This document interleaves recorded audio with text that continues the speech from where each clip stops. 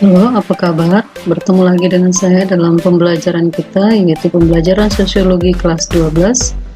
Kali ini materi kita masih materi perubahan sosial, dan materi yang kita bahas hari ini adalah masalah pengaruh perubahan sosial bagi masyarakat. Tentunya di pertemuan yang sebelumnya kita sudah membahas tentang penyebab, teori, dan juga pengaruh bagi masyarakat. Tetapi untuk pengaruh masyarakat masih dalam kerangka sistematikanya.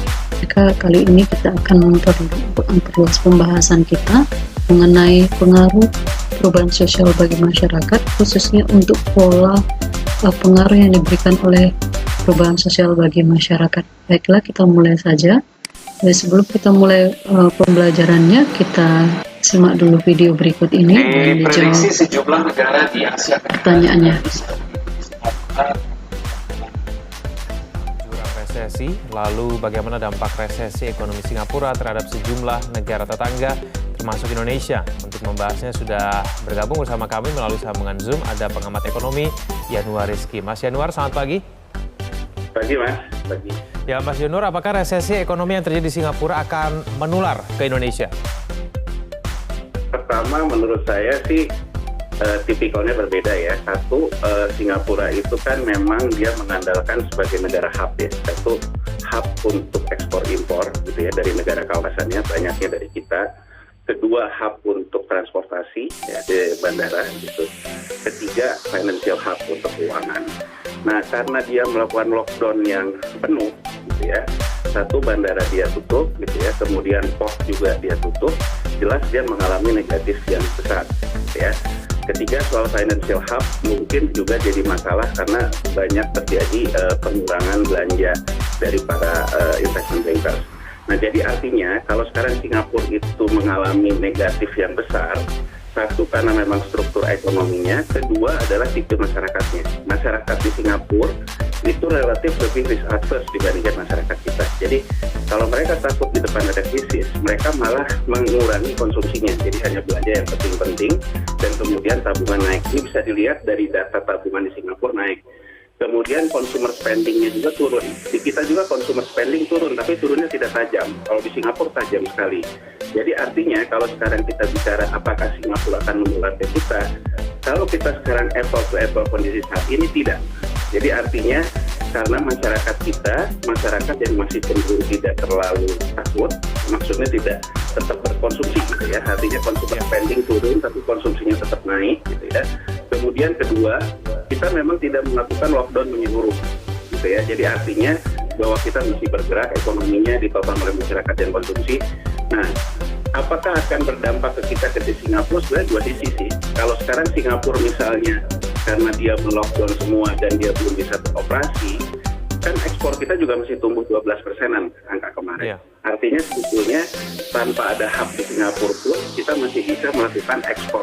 Ya, cuman ekspor yang besar memang kebanyakan lewat Singapura ya, karena ada ongkos yang murah dalam sisi portnya, port handling dan sebagainya. Ketiga, tentu kamu sudah memahami sedikit masalah resesi, bahwa resesi itu adalah suatu kondisi di mana terjadi penurunan secara signifikan dalam kegiatan ekonomi suatu negara atau suatu masyarakat yang berlangsung selama berbulan-bulan atau bahkan bertahun-tahun. Jadi resesi itu nanti terjadi karena apa? Karena suatu negara itu memiliki produk domestik brutonya itu negatif, kemudian pengangguran meningkat, lalu terjadinya penurunan penjualan retail dan banyak lagi. Nah, jadi nanti dia untuk jawaban kamu di antara pilihan yang pertama, kedua, dan ketiga itu silakan dikirimkan ke Google Classroom dan penugasannya akan saya buat di sana. Oke, mari kita lanjutkan. Baik, dalam pembahasan kita yang lalu saya sudah menjelaskan bahwa ada pengaruh yang sangat jelas daripada perubahan sosial terhadap masyarakat, yang mana masyarakat itu memiliki sebuah sistem, dan di dalam sistem itu ada unsur-unsur yang merupakan bagian yang tak terpisahkan dari suatu masyarakat. Setiap unsur itu saling keterkaitan antara satu dengan yang lainnya, sehingga ketika suatu unsur mengalami perubahan, maka tentu unsur yang lain akan terpengaruh. Dengan kata lain, jika salah satu unsur tidak berfungsi dengan baik, maka itu akan mengakibatkan sistem akan terganggu cara kerjanya atau proses di dalamnya secara keseluruhan. Nah, misalnya kalau terjadilah perubahan dalam teknologi komunikasi, maka pola komunikasi atau pola interaksi antara anggota masyarakat, bahkan antara anggota keluarga, itu juga akan mengalami perubahan. Nah, tergantung apakah perubahan itu akan menghasilkan masyarakat yang semakin progres atau mengalami kemajuan, atau justru mengalami proses yang dikatakan kemunduran. Nah, makanya nanti ketika terjadi perubahan sosial, maka perubahan itu akan menghasilkan dua hal. Pertama, bisa saja dia menghasilkan proses yang dinamakan dengan penyesuaian, di mana masyarakat mencoba menyesuaikan diri dengan perubahan yang ada, sehingga hasil yang didapatkan adalah masyarakat yang mencapai keseimbangan atau equilibrium, di mana masyarakat berfungsi lagi sesuai dengan fungsi dari unsur-unsurnya masing-masing. Nah, tapi ada kalanya nanti masyarakat tidak dapat menyesuaikan diri, maka yang muncul adalah proses yang dinamakan dengan desorganisasi. Itu suatu keadaan di mana fungsi-fungsi yang ada dalam masyarakat itu tidak dapat menyesuaikan diri terhadap perubahan yang ada, sehingga setiap unsur tidak berfungsi sebagaimana mestinya. Nah, lanjutan dari proses disorganisasi nanti itu akan menghasilkan ketidaksesuaian unsur-unsur dalam masyarakat, atau yang disebut dengan proses disintegrasi. Disintegrasi itu akan menghasilkan pergolakan daerah seperti pemberontakan misalnya, kan gitu, konflik-konflik, itu ya. Kemudian protes yang berlarut-larut dan demonstrasi di mana-mana. Nah, kemudian juga tidak luput dari kriminalitas karena masyarakat mengalami proses yang namanya penurunan tingkat taraf hidup karena ketidaksesuaian tadi, tidak bisa seimbang antara kemampuan atau skill yang dimiliki dengan tuntutan zaman misalnya. Maka mau tidak mau, tidak ada pekerjaan, maka melakukan yang namanya tindak kriminal. Lalu ada kenakalan remaja.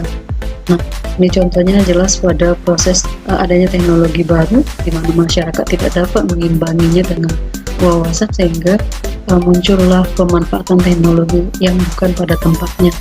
Nah, jadi itu nanti akan menghasilkan kondisi anomi, yaitu kondisi di mana tidak ada pegangan masyarakat mengenai nilai-nilai dan norma yang harus dipatuhi, ya, tidak ada pegangan. Nah, lama-kelamaan ini akan menghasilkan yang namanya chaos atau suasana kacau. Nah, sebagai contoh misalnya kita bisa lihat pada proses yang terjadi pada masyarakat pada masyarakat Inggris di masa revolusi industri di Inggris, ya. Nah, jadi yang terjadi pada saat itu adalah terjadinya perubahan masyarakat secara besar-besaran dari sistem yang agraris kepada sistem industri, atau dari masyarakat yang berpokok pada agraris mata pencariannya kepada industri. Nah, ini mengakibatkan apa? Sistem yang ada dalam masyarakat secara keseluruhan terganggu. Artinya ada situasi di mana masyarakat agraris dipaksa untuk bisa masuk ke zaman di mana industri yang merajai ekonomi, begitu. Nah, ada alih fungsi daripada tanah menjadi modal untuk industri atau menjadi lokasi industri, sehingga kondisinya masyarakat juga mengalami gangguan di dalam unsur-unsurnya, dan itu mengakibatkan apa? Ya, seperti yang tadi, ada penyesuaian, ada yang namanya proses disorganisasi. Ketika masyarakat menyesuaikan diri dengan kondisi perubahan yang ada, maka masyarakat itu akan mampu mengimbangi tuntutan daripada zaman yang ada, sehingga mereka tertampung di dalam lapangan pekerjaan yang tersedia dan dapat memenuhi kebutuhan kehidupannya atau mengalami equilibrium seperti yang kita katakan tadi, keseimbangan dalam kehidupannya. Nah, lain halnya dengan anggota masyarakat yang tidak siap atau tidak sanggup menyesuaikan diri dengan perubahan yang terjadi, maka nanti inilah yang menimbulkan kemelaratan, kemiskinan, pengangguran, sehingga kehidupannya pun akan mengalami kesenjangan yang sangat besar dengan anggota masyarakat yang dapat menyesuaikan diri. Nah, kesenjangan ini nanti tentu akan menghasilkan masalah-masalah sosial. Nah, inilah dia yang dimaksud dengan proses yang tadi dalam proses perubahan sosial. Oleh karena itu, maka perubahan sosial tentunya akan mempengaruhi setiap unsur dalam masyarakat dengan cara-cara yang tersendiri, di mana nanti dia pengaruhnya itu akan tampak dari situasi atau kondisi masyarakat yang terdampak. Oke. Nah, oleh karena itu mari kita perhatikan yang kemudian menurut si William F. Ogden dikatakan bahwa discovery atau penemuan-penemuan baru, ya, penemuan-penemuan baru dan invention, ya, penemuan baru dan invention atau yang kita kenal juga suatu penemuan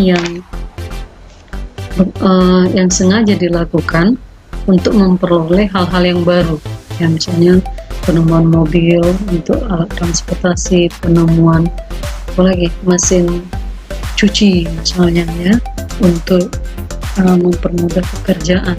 Nah, itu semuanya tentunya akan menghasilkan beberapa pola perubahan, ya, beberapa pola perubahan. Pola yang pertama adalah yang disebut dengan dispersi, ya, dispersi. Yang kedua suksesi, yang ketiga konvergensi. Nah, dikatakan dispersi adalah suatu efek beruntun dari sebuah invensi mekanik, artinya bahwa dari satu perubahan itu akan menimbulkan perubahan pada bagian-bagian atau pada lembaga-lembaga lainnya secara menjalar, gitu ya. Nah, sementara pada suksesi adalah efek sosial lanjutan dari sebuah invensi, ya, invensi. Nah, pada suksesi maka ini adalah satu perubahan menghasilkan perubahan yang lain, yang perubahan yang lain itu juga menjalar kepada perubahan yang lain. Nah, itu yang disebut dengan suksesi. Sementara konvergensi itu munculnya beberapa pengaruh dari invensi secara bersamaan, artinya beberapa perubahan menghasilkan satu dampak perubahan yang besar. Nah, boleh kita jelaskan sebagai berikut ya. Misalnya kalau dikatakan dia dispersi itu bahwa dari satu perubahan itu menular kepada banyak perubahan di berbagai bidang. Sebagai contoh misalnya, ya, sebagai contoh penemuan komputer, ya, itu berdampak terhadap berbagai bidang. Misalnya bidang pendidikan, itu kemudian seni, bisnis, kemudian kesehatan, dan juga di dalam teknologi industri. Nah, ini menunjukkan bahwa satu perubahan berdampak kepada banyak perubahan di berbagai bidang dan berbagai lembaga-lembaga di dalam masyarakat. Oke. Kemudian yang kedua, suksesi. Suksesi itu adalah perubahan yang ditunjukkan dengan bahwa satu perubahan sosial yang ada dalam masyarakat itu mempengaruhi perubahan pada unsur-unsur lainnya.